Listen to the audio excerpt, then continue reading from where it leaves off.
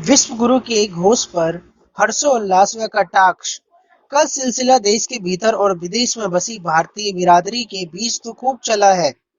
पर अब ऐसा लग रहा है कि पूरी दुनिया में भारत का डंका बजने वाला है। खासकर विश्व की अर्थव्यवस्था में सबसे महत्वपूर्ण बयान आईएम अंतरराष्ट्रीय मुद्रा कोष आईएमएफ की तरफ से। आईएमएफ की प्रबंधन निदेशक क्रिस्टालिना जॉर्जीवा का कहना है कि इस वक्त दुनिया में आर्थिक क्षितिज पर जो अधिकार अंधकार दिख रहा है, उसमें भारत को एक प्रकाश पुंज की तरह देखना पड़ेगा। इसकी एक वजह यही है कि मुश्किल दौर में भी भारत की अर्थव्यवस्था तेजी से बढ़ती रही। हालांकि एक ही भारत के अलग अलग पहलू हैं।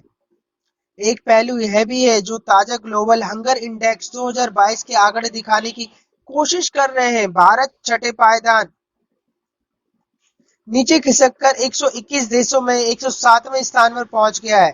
वैश्विक सूची में भारत दक्षिण एशियाई देशों में सिर्फ युद्धग्रस्त अफगानिस्तान से बेहतर बताया गया। मतलब विशाल आबादी वाले देश में भूख एक पहलू है, लेकिन कुल मिलाकर एक मजबूत भारत भी है जो एक साल के लिए G20 अध्यक्षता करने जा रहा है। G20 असल में 19 राष्ट्रों और यूरोपीय संघ के सारे देशों को मिलाकर बना है। दुनिया की जीडीपी का लगभग 80% और अंतरराष्ट्रीय व्यापार का 75% से ज्यादा हिस्सा G20 के सदस्य देशों से आता है। आगामी 1 दिसंबर से भारत इसका अध्यक्ष बनेगा और इसके बाद एक साल के भीतर इस समूह की 200 से ज्यादा बैठकों को मेजबानी करनी है।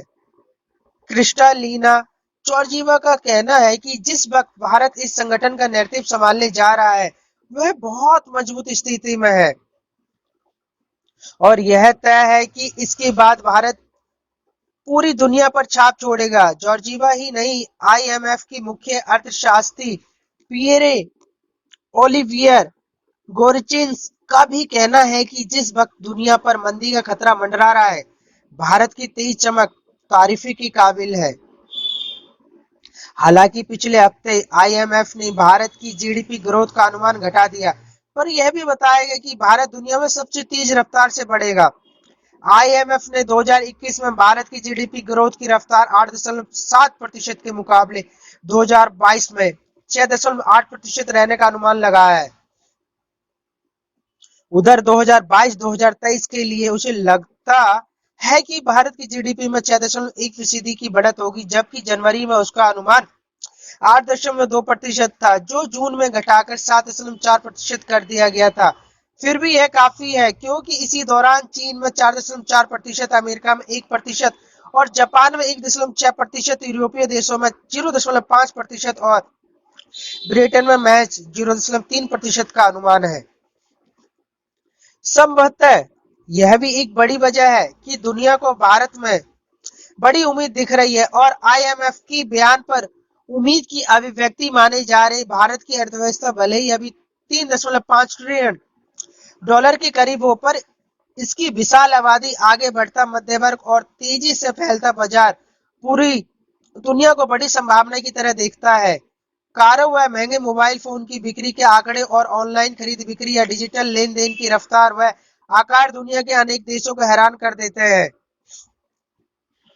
वैसे आईएमएफ की तरह विश्व बैंक ने भी हाल में भारत की ग्रोथ का अनुमान घटाया है। पहले जहां उसे उम्मीद थी कि वित्त वर्ष 2022-2023 में भारत 7.5% बढ़ेगा, वहीं उसका अनुमान 6.5% ही रह गया।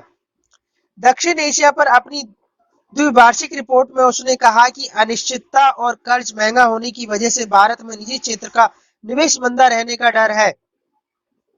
दुनिया भर में मांग कम होने का असर भी भारत के निर्यात पर पड़ सकता है।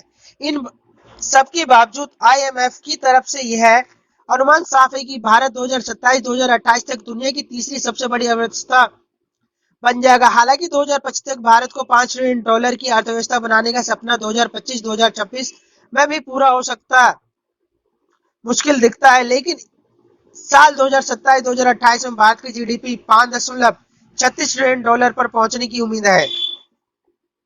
उस वक्त की तस्वीरें देखें तो तीसरे नंबर पर पहुंचने के बावजूद भारत 30.28 ट्रिलियन डॉलर वाले अमेरिका और 28.25 ट्रिलियन वाले डॉलर वाले चीन से काफी पीछे दिखाई पड़ेगा। मगर अर्थशास्त्री हालात को बेहतर तरीके से दिखाने के लिए एक और फार्मूला इस्तेमाल करते हैं। इसकी पेंचिंग पावर प्रतिक्रय शक्ति क्षमता कहा जाता है। मतलब यह है कि किसी एक देश में कुछ खास सामान खरीदने के लिए कितनी रकम खर्च होती है, उसके मुकाबले वही सामान दूसरे देश में कितना खर्च करने पर मिलता है। इस आधार पर दोनों देश की मुद्रा के बीच तालमेल का अनुपात बनाया जाता है और फिर उन देशों की जीडीपी की तुलना भी उस अनुपात से ही की जाती है। जैसे ही आप इस पैमाने पर देख पाएंगे तो 2027 से 2028 में अमेरिका 42.05 ट्रिलियन डॉलर, चीन 30.28 ट्रिलियन डॉलर और भारत 17.85 ट्रिलियन डॉलर की अर्थव्यवस्था बन चुकी होगी। यह तस्वीर बहुत सुहानी दिखती है जब तक आप यह ना देखें कि दुनिया में अमीर और गरीब की खाई किस तेजी से बढ़ रही है।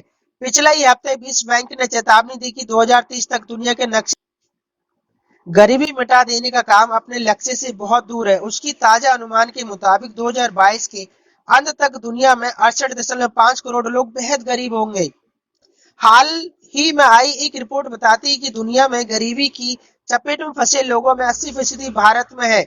इसके ताजा हंगर रिपोर्ट को भी जोड़ा जा सकता है। चुनौती दुनिया के स्तर पर और देश के स्तर पर एक ही हुई है। अमीर इंसान और अमीर देश ज्यादा से ज्यादा अमीर और गरीब ज्यादा से ज्यादा गरीब हो रहे हैं। इससे कैसे रोका जाए और कैसे विकास की रफ्तार इतनी तेज हो सके, सबकी जरूरतें पूरी करने की स्थिति आए। लगता तो यही है कि सब जगह हालात इतने खराब हैं कि अब सबको भारत में ही उम्मीद दिख रही है।